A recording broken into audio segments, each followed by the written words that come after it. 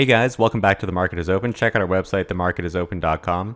So we've recently heard some further insight into the Cybertruck and its design and tooling from car specialist Sandy Munro, and he's founded Munro & Associates and gets paid to take cars apart. We've heard from him in the past, and he took apart and reverse engineered the Tesla Model 3. Now at first he threw it away and didn't really care for the vehicle as its outside body had plenty of problems, so Munro just wasn't interested at all. But later he took the Model 3 apart and was amazed with the internals, the electronics and the HVAC, and things that aren't normally found on other vehicles. Later he did make some recommendations to Elon Musk and to Tesla. In this video we'll be talking about his insights into the Cybertruck. But first, please subscribe to our YouTube channel by smashing the bell button. We could really use your support to help grow the channel, and please smash the like button as well. So most people were in shock when Elon Musk first unveiled the Cybertruck, which was vastly different than what anyone was expecting, and different than any of the mock-ups people had drawn and posted online. Within about an hour of the original event, I had actually posted a video on the channel sharing my thoughts, and I said that I had warmed up to the vehicle right away when I realized that Elon Musk started talking about it, and it seemed like he was very serious about the car. Like, oh, maybe I was wrong about this. If Elon's not joking, then I better be listening. And in fact, there seems to be a lot of method to this madness, but car expert Sandy Munro says when he first saw the Cybertruck, it was love at first sight. So from a utility perspective, Sandy Munro likes this vehicle because he thinks it will be great for hunting and he loves hunting. The Cybertruck is super quiet, so you can sneak up on stuff and it can go anywhere off-road, and it's got plenty of room in the back to transport whatever he may have caught. So I personally don't think hunting is the best use case, but these advantages that he points out are useful for plenty of other things as well, and are beneficial over traditional pickup trucks. Now, at one point in a recent interview that he had with Autoline, he says that buyers for Model S and the Cybertruck would be different. When you buy a Model S, you're buying it because you want people to notice your presence, that you've arrived.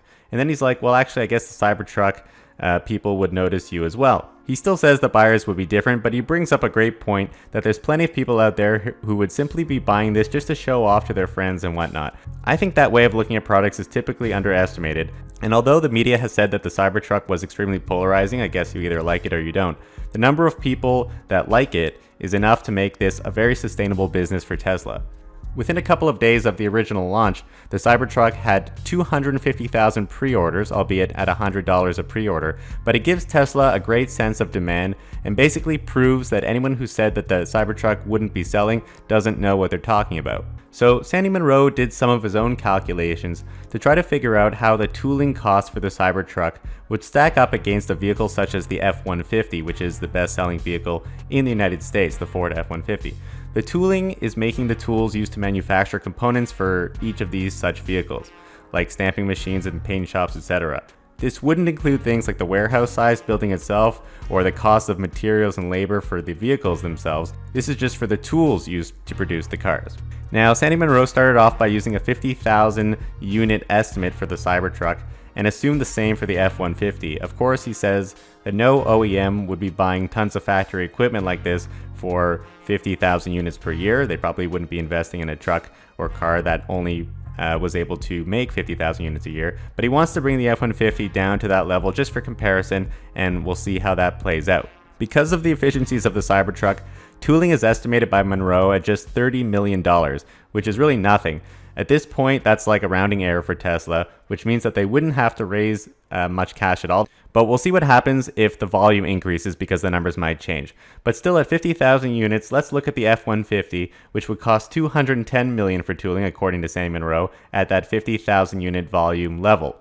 The bulk of that seems to be attributed to the paint shop, which Sandy Munro says could cost $150 million for a good paint shop. Now, the Cybertruck doesn't need a paint shop because it'll be made from stainless steel, which doesn't need to be painted, and thus saves Tesla a ton of money on paint and the shop to do it. Any component that does need to be painted would have to arrive already painted by the supplier. Now, although Sandy Munro thinks that only 50,000 units per year for the Cybertruck is reasonable, he does say that he's not really sure what Tesla's marketing strategy would be. Of course, Tesla's marketing strategy could be anything because this company is full of surprises.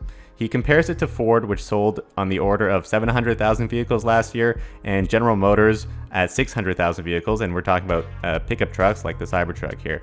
So it's not impossible for Tesla to be selling 600,000 Cybertrucks per year eventually. He says, not sure if 600,000 units per year works, but when the general public gets a hold of this thing, things can happen.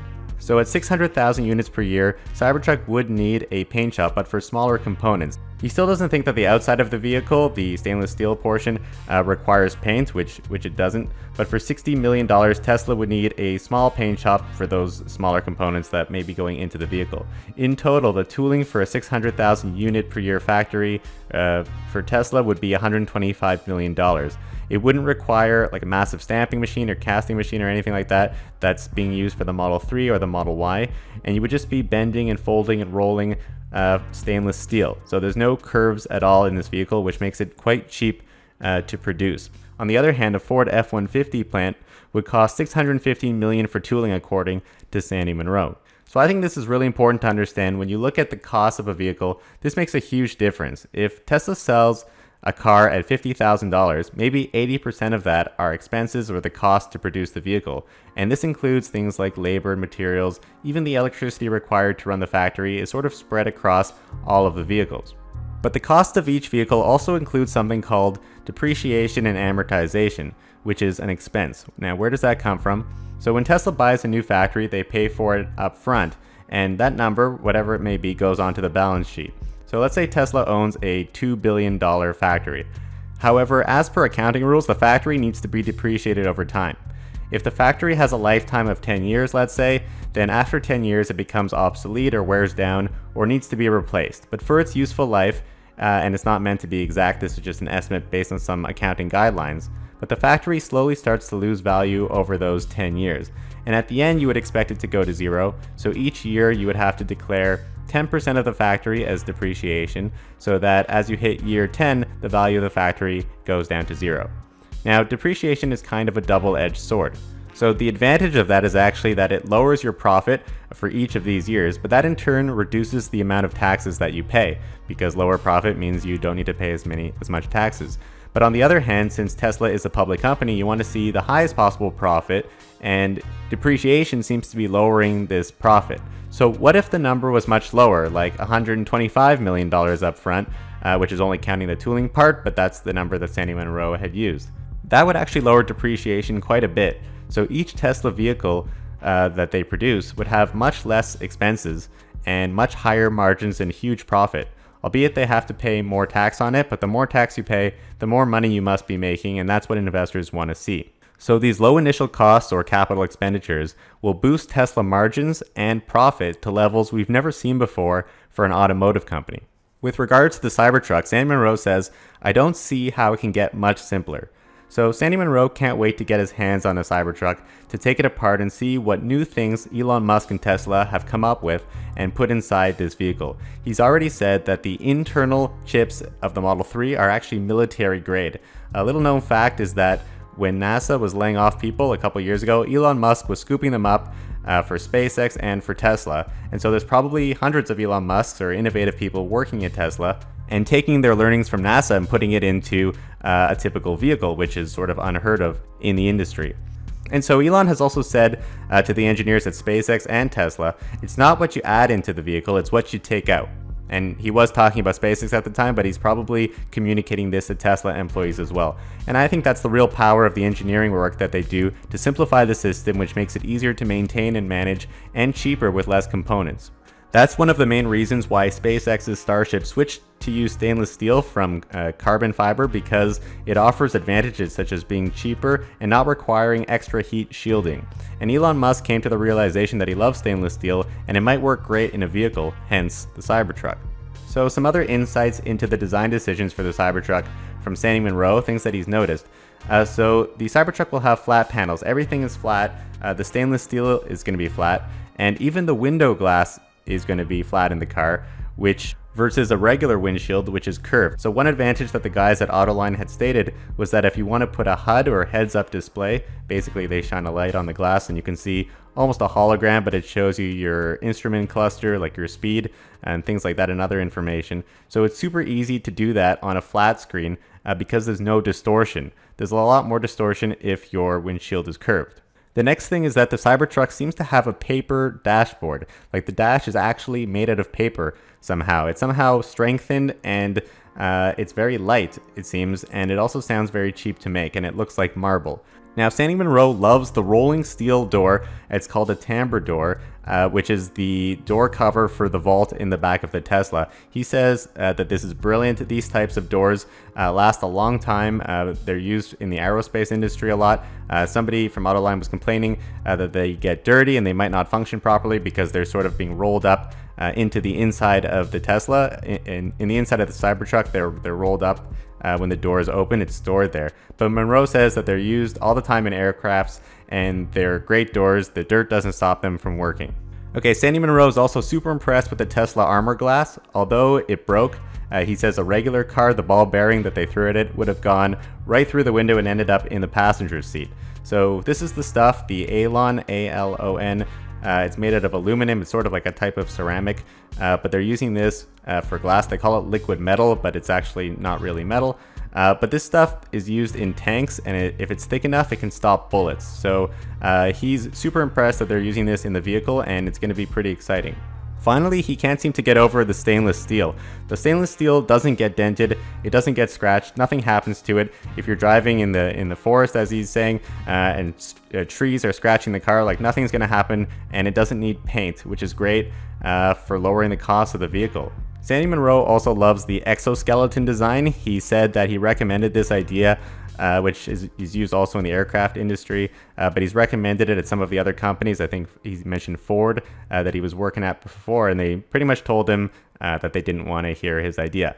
But it is a very simple design. It'll just sit on top of the Tesla skateboard architecture, and it does push the weight and the strength to the outside of the vehicle. So it seems to be very simple, and we'll also see what kind of things Tesla has in mind. Even Elon said that by doing it this way, they'll be capable of doing things that haven't been done before in the automotive industry. Now, although Sandy Munro says that the car doesn't need to be painted, on Twitter, Elon Musk has said that they might actually be selling this in different colors. I'm not sure exactly what he has in mind, but there are a couple different options that he has. You can paint the stainless steel, though you might need to sand it and make it rough so for the paint to stick. But why ruin something that's finished?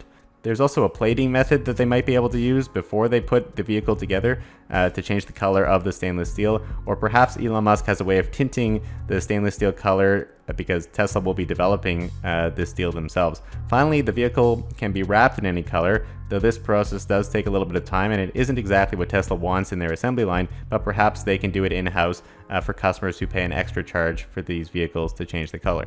So here's a bunch of questions that Sandy Munro seems to answer in his interview. I've sort of pulled these together because I've seen a lot of these on the internet before, so let's go through them. So what happens if the Tesla Cybertruck is totaled? So Sandy Munro says it's a write-off. There's no point of putting it together. I believe that there's aircrafts that he's worked on before that have a similar design, this exoskeleton design to the Cybertruck, and when anything happens to them, if they're actually in a big accident, the car or the vehicle is a complete write-off, and so that's going to be the case. However, he does say that insurance companies these days seem to be pushing towards that method of just writing off the entire vehicle, even for small problems. So he doesn't see that as a huge problem for the Cybertruck, but it might also benefit the aftermarket for these types of vehicles for parts and such. All right, what happens if the Cybertruck hits someone? So he answers this right away by saying that by the time this vehicle comes out, Tesla's crash avoidance is going to be extremely good, and it already is fairly good today. So he's predicting a lot fewer accidents from Tesla vehicles. Where will the Cybertruck be produced? I think that's been a big question. So Sandy Munro thinks that they can actually produce this as well at Fremont in the NUMMI plant. Munro has been in this plant before. I think before it was owned by Tesla. He was there when it was owned by Toyota. So they seem to be at the maximum amount of space in this plant, but he's wondering how that's possible because this plant is gigantic, and when he was there it was huge. So obviously when they designed the Model 3 factory, they had a robot to bring the car to some location and then another robot to bring it to a further location. So he's saying that that's not really streamlined at all, and they should actually be taking all that old equipment out and putting in new, more streamlined equipment to make room for other vehicles. They seem to be doing that already for the Model Y because the Model Y will be produced in Fremont in the United States. And so he thinks that there'll be even further room to do that for the Cybertruck, assuming Tesla is able to make room for it by basically deleting some of the Model 3 stuff and streamlining that. Where will the Cybertruck get batteries from? So if you think about it, it's only a few $100 million, let's say, to build the Cybertruck factory, and Tesla has $5 billion on the balance sheet, so why not just build it right now and start pumping out Cybertrucks? So batteries seem to be the limiting factor. The The Cybertruck would likely be possible with the range specs that it has with the current battery technology. However, Elon Musk bought a company called Maxwell, Tesla bought a company called Maxwell, and they also bought a company called Hybar.